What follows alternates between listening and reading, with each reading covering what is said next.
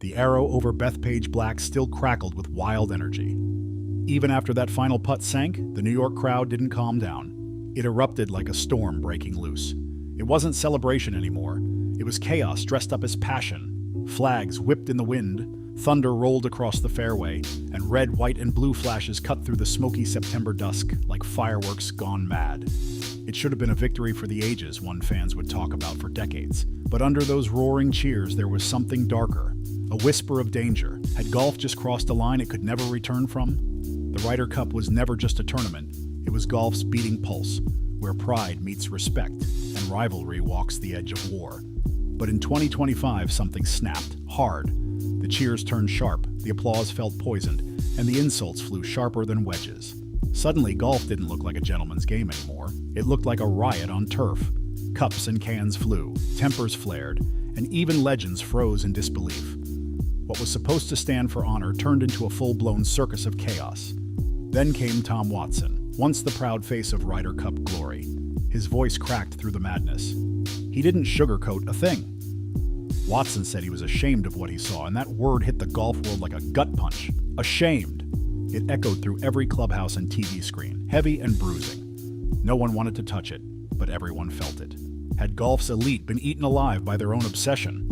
Then came Gary Player, fiery as ever and absolutely furious. The 9-time major champ called it the worst event in the world, not because of the fairway secrets or competition, but because of the madness wrapped around it. He said the noise had drowned out the grace, the anger had smothered the art. His words sliced through the chaos like a cold iron shot. The Ryder Cup wasn't just played that year, it was exposed.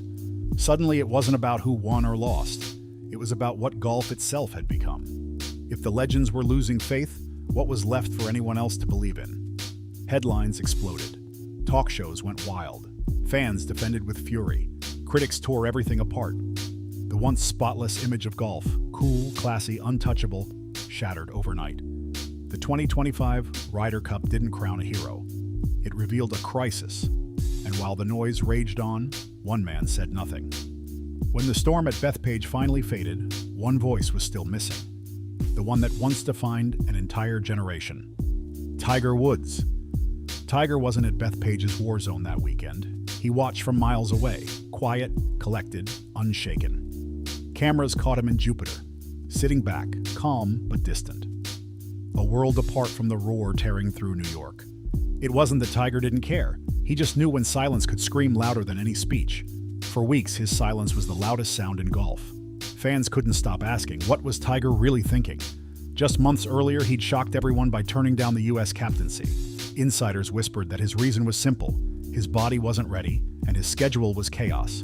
Between recovery and his TGL commitments, he was stretched thin. Logical? Maybe. But fans didn't buy it. To them, Tiger's no wasn't about timing. It was a message. Like the greatest player alive was stepping back from the chaos golf had created for itself. Was he protecting his legacy? Or throwing shade at the system without saying a word? Tiger's relationship with the Ryder Cup was never smooth. Old clips from 1999 resurfaced, showing him call the event an exhibition. Back then, people thought it was arrogance, a young champ obsessed with solo glory. But now, those words sting different, like he'd seen the storm coming long before anyone else. Maybe Tiger wasn't mocking the cup. Maybe he was warning it. Warning what happens when ego and spectacle drown out respect. The same chaos that swallowed Bethpage felt like Tiger's prophecy come true. For months, he stayed silent. No tweets, no interviews, nothing.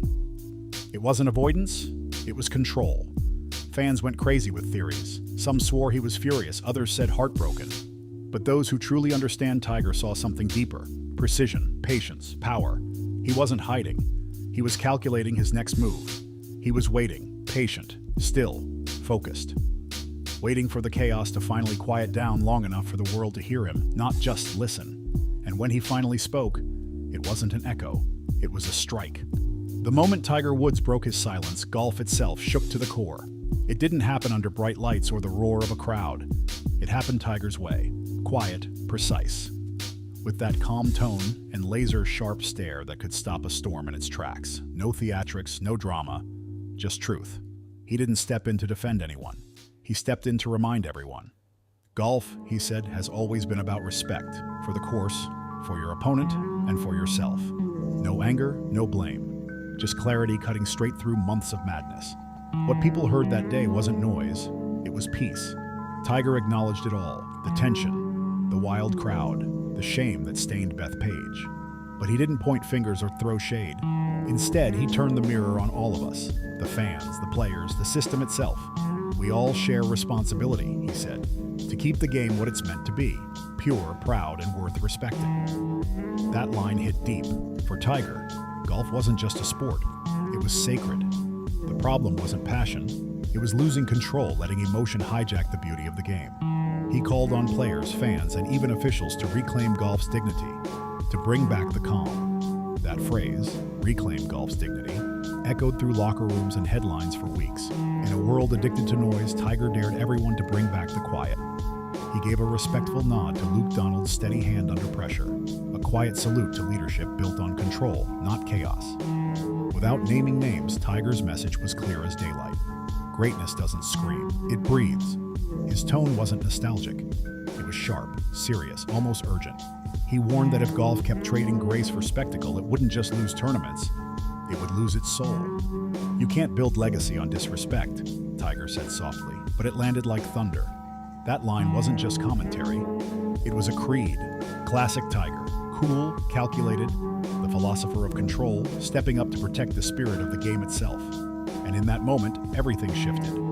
Fans who had spent months arguing about Bethpage suddenly felt something bigger: integrity. Tiger didn't hand out excuses, he handed the sport a mirror. And in that reflection, golf didn't just see chaos, it saw its chance to rise again. He didn't just speak his mind, he reawakened golf's conscience. His words rolled through the sport like a calm wave, strong enough to reshape stone. Within days, other legends followed his lead, the Tiger effect in full motion. They didn't speak to challenge him, they spoke to stand beside him. Tom Watson, still haunted by the scenes at Bethpage, called Tiger's message a breath of truth. The game, he said, desperately needed it. For Watson, it was redemption, a bridge between shame and accountability. We can't change the crowd overnight, he said, but we can change the example we set. It was rare humility from one of golf's proudest protectors. The old guard wasn't angry anymore. They were ready to rebuild. Even Gary Player, who once blasted the event as the worst in the world, changed his tune. After Tiger spoke, Player admitted that his anger came from love. Love for a game that once demanded composure, not chaos. Tiger reminded us what golf really stands for, he said, and maybe we all needed that reminder. His voice, once fiery with frustration, now sounded calm, even hopeful. Tiger's message didn't spark outrage, it sparked reflection. Soon, even the loudest critics started to quiet down, moved by his honesty. Then came Jack Nicklaus, the ultimate voice of legacy, stepping in to back the message. In his Sports Illustrated interview, he praised Tiger's words with pure respect. "That's what leadership looks like," he said, and the world finally listened. He said it best. Not volume, but vision. Jack Nicklaus didn't just talk, he delivered. Real, grounded solutions. Stronger authority for reps, tighter conduct rules for fans and players. Finally, someone was turning noise into action. The conversation wasn't just shifting anymore, it was evolving. What started as outrage was morphing into reform, and for the first time in a long time, the game was listening to itself again. From interviews to podcasts to practice screens, golf was finding its soul. A new chorus rose: Watson, Player, and Nicklaus, legends united by calm conviction. And from that unity came a phrase that echoed across fairways everywhere: protect the game. It wasn't a slogan, it was a mission. Golf's icons had turned frustration into focus, criticism into leadership. And as their message spread, something sacred began to rise again. That quiet pride that once made golf untouchable. Maybe the 2025 Ryder Cup wasn't golf's downfall after all. Maybe it was its wake-up call. The chaos at Bethpage hadn't just rattled the sport, it stripped it down to its truth. But inside that raw honesty, something powerful began to bloom. It wasn't about blame anymore, it was about ownership. Tiger Woods' words didn't accuse, they awakened. They reminded everyone, from fans to players to officials, that golf's true greatness never lived in the noise. It lived in the quiet strength, behind every fairway secret. Sometimes the only way to fix tradition is to crack it open first. And in the weeks that followed, a strange calm swept through the sport. You could feel it everywhere. Locker rooms felt lighter, driving ranges quieter. Even commentators spoke with more care. Players lingered longer on handshakes, fans cheered softer. And for once, golf felt human again. It wasn't perfect, but it was progress. The honesty of legends like Woods, Nicklaus, and Watson had become a mirror the sport desperately needed. That reflection didn't just show golf's past, it revealed its future. A future built on humility, not hype. Younger players started quoting Tiger's words in interviews, saying they didn't just grow up watching his swing secrets, they were now learning from his silence. Tournament organizers even began redesigning crowd layouts to calm the chaos near players. Change was in motion. And it wasn't happening through punishment, it was happening through pride. Suddenly, golf wasn't just guarding tradition, it was redefining it. The Protect the Game movement turned into a rallying cry, a reminder that respect itself could be revolutionary. The noise hadn't disappeared, but it finally had purpose. Passion with meaning. By the end of 2025, that quiet revolution had reached every corner of the sport, from elite country clubs to dusty public ranges. Everyone was talking about what Tiger said, not what he did. His message had grown bigger than his name. Even sponsors joined the wave, pushing campaigns around calm, focus, and integrity. A sharp, refreshing contrast to the chaos that once filled headlines. Bethpage had begun as a battlefield, but its aftermath became something deeper. Reflection. The sport was breathing again, and that breath sounded like balance, not bragging. Commentators called it the Tiger Effect 2.0. Not about technique this time, but about mindset. Tiger had once reshaped golf through dominance. Now he was reshaping it through wisdom. Fans didn't just watch tournaments anymore, they listened to them. Every silent moment, every respectful pause carried weight, depth, emotion. Players felt it too. Young stars like Colin Morikawa and Victor Hovland spoke about feeling the heartbeat of golf again, something they said had been missing in all the noise. Every generation hits a turning point, and 2025 was his. Not for another comeback on the greens, but for the comeback of the code.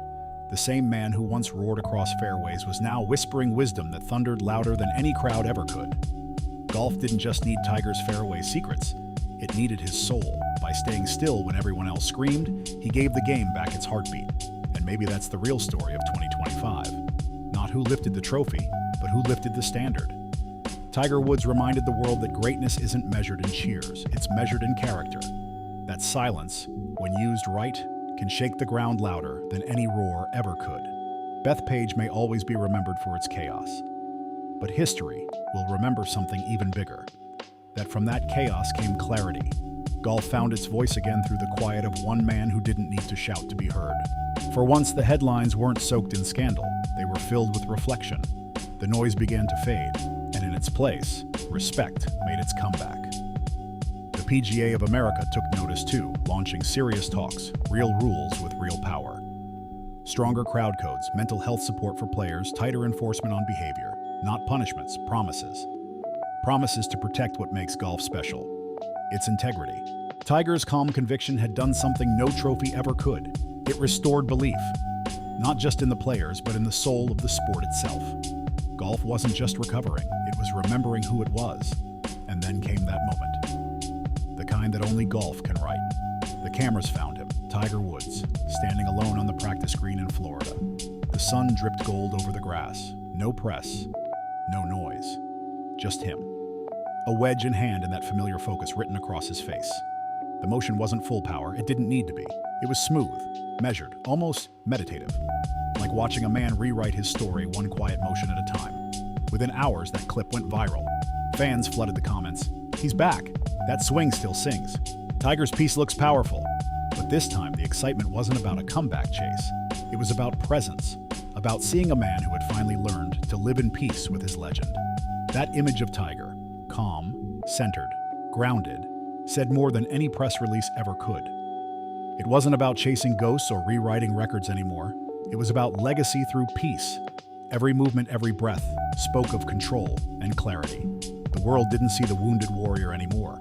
They saw the master returning to his craft with quiet command. Commentators called it the most powerful silence in sport. Even rivals reposted the clip, calling it vintage Tiger, minus the chaos. In a world obsessed with noise, Tiger made serenity go viral. 2025 made one thing clear as daylight. Tiger wasn't chasing time anymore. He was teaching it how to remember him. His roar had become rhythm, his power had become patience, and his lessons lived on. In every smart decision, every fairway secret, every young player inspired by his calm. You could see it in Charlie's swing, in every fan who learned that respect will always be louder than rage. Tiger Woods may never dominate the scoreboards again, but his name will never leave the fairways. The man who once turned golf into gladiator theater now stands as its quiet guardian, watching over the next chapter unfold. One story closes, another begins, and somewhere between pain and pride, the legend still lives on. As the sun dipped below the trees, Tiger walked the practice fairway at dusk, bag over his shoulder, silence all around. No cheers, no cameras, just the rhythm of his steps and the whisper of wind through the trees. The sky glowed gold as if the world itself was holding its breath. His words lingered in that silence, not as a speech, but as something sacred, almost like a prayer. For Tiger, honesty was never about judgment. It was about protecting the game he loves. And maybe that's how golf truly finds its way back to grace, not through victory, but through values. If this story moved you, hit that like button. Smash subscribe to Swing Secrets for more real stories from the heart of the game.